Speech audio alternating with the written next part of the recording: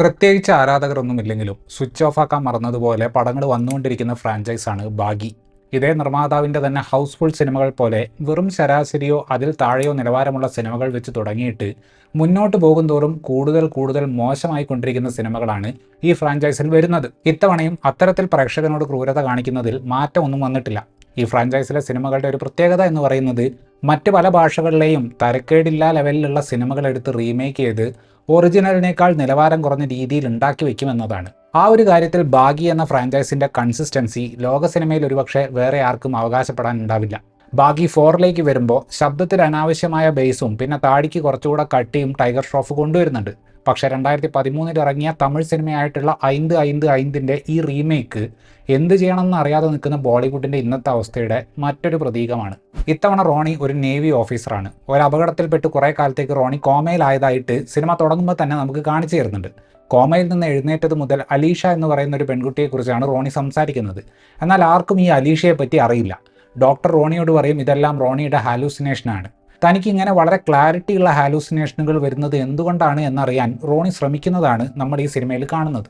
കന്നഡ സംവിധായകനായ എ ഹർഷയാണ് ഈ പടം സംവിധാനം ചെയ്തിട്ടുള്ളത്. റീമേക്ക് ആയിട്ടുള്ള ഈ സിനിമയുടെ തിരക്കഥാ ക്രെഡിറ്റുകൾ നിർമ്മാതാവായ സാജിദ് നദിയാദ്വാലയുടെ പേരിലാണ് കൊടുത്തിട്ടുള്ളത്. ഒറിജിനലിനെ അത്യാവശ്യം നല്ല രീതിയിൽ പൊളിച്ചു പണിതിട്ടുള്ളത് കൊണ്ട് ആ ക്രെഡിറ്റ് അദ്ദേഹം അർഹിക്കുന്നുണ്ട്.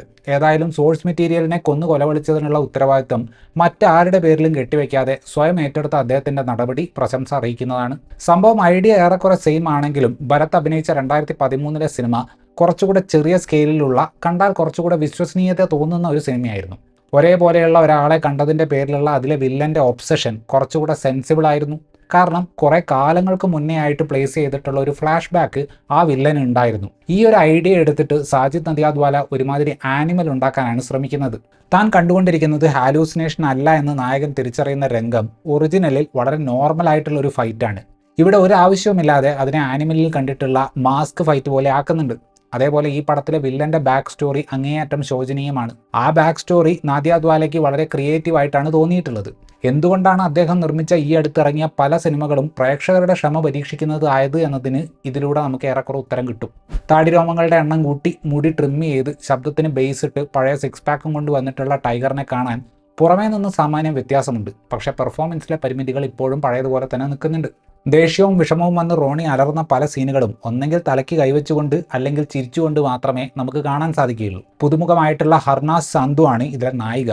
പ്രധാനമായും ഒബ്ജക്റ്റിഫൈ ചെയ്യപ്പെടുക എന്നത് തന്നെയാണ് ഇവിടെയും നായികയുടെ യോഗം. രണ്ടാം പകുതിയിൽ അവർ പുതിയതായിട്ട് എഴുതിയുണ്ടാക്കിയിട്ടുള്ള വില്ലന്റെ ബാക്ക് സ്റ്റോറിയിൽ ഹർനാസിന് വളരെ കൂളായിട്ടുള്ള വൈൽഡായിട്ടുള്ള ഒരു ഭാഗം ചെയ്യാൻ കിട്ടുന്നുണ്ട്. പക്ഷേ എഴുത്ത് പരിതാപകരമായതുകൊണ്ട് ആ ഭാഗത്ത് ഉദ്ദേശിക്കുന്ന സ്വാഗർ കൊണ്ടുവരാൻ അവർക്ക് പറ്റുന്നില്ല. സഞ്ജയ് ദത്താണ് എപ്പോഴും അലർന്ന, എപ്പോഴും ചിരിക്കുന്ന, ചോരയിൽ കുളിച്ച വില്ലനെ അവതരിപ്പിക്കുന്നത്. പുള്ളിയുടെ കാലിബർ വെച്ച് കാര്യമായി ഒന്നും ചെയ്യാനില്ലാത്തൊരു ക്യാരക്ടറായിരുന്നു അത്.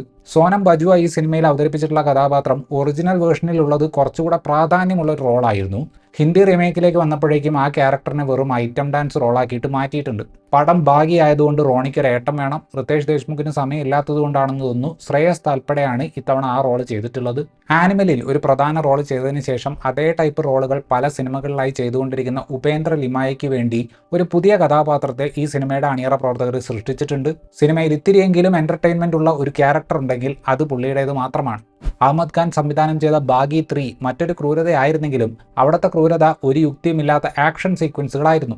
എന്നാൽ ഇതിലേക്ക് വരുമ്പോൾ യുക്തിയില്ലാത്ത റൊമാൻസ് കണ്ടിട്ടാണ് നമ്മൾ ചിരിച്ചു പോകുന്നത്. സഞ്ജയ് ദത്ത് അവതരിപ്പിക്കുന്ന ചാക്കോ എന്ന വില്ലൻ അവസാന ഭാഗത്ത് അടിക്കുന്ന ഒരു ഡയലോഗ് ഉണ്ട്.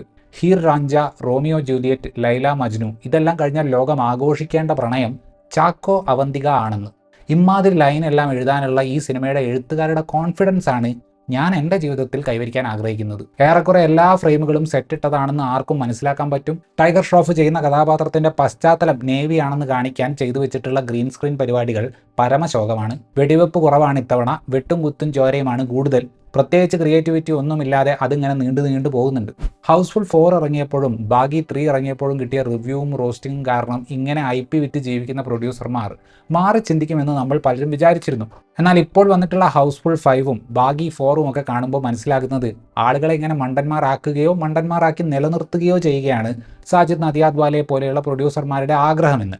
കാരണം എന്നാലല്ലേ ബാഗി, ഹൗസ്ഫുൾ, ഹീറോപന്തി മുതലായ ഫാക്ടറി ഐറ്റംസ് കാര്യമായ മാറ്റം ഒന്നും വരുത്താതെ ഈ 2 കൊല്ലം കൂടുമ്പോൾ ഇങ്ങനെ ഇറക്കി വിടാൻ പറ്റുകയുള്ളൂ. ബാഗി 3യിലുള്ള ആക്ഷൻ കണ്ടാൽ മനസ്സറിഞ്ഞ് ചിരിക്കാനെങ്കിലും പറ്റുമായിരുന്നു. ഈ പടത്തിലേക്ക് വരുമ്പോൾ അതിനുള്ള അവസരം പോലും കിട്ടുന്നില്ല. ഇത്രയുമായിരുന്നു ഈ സിനിമയെക്കുറിച്ചിട്ടുള്ള എൻ്റെ റിവ്യൂ. വീഡിയോ ഇഷ്ടപ്പെട്ടാൽ ലൈക്ക് ചെയ്യുമെന്നും കൂടുതൽ വീഡിയോകൾക്ക് വേണ്ടി ചാനൽ സബ്സ്ക്രൈബ് ചെയ്യുമെന്നും പ്രതീക്ഷിക്കുന്നു. താങ്ക്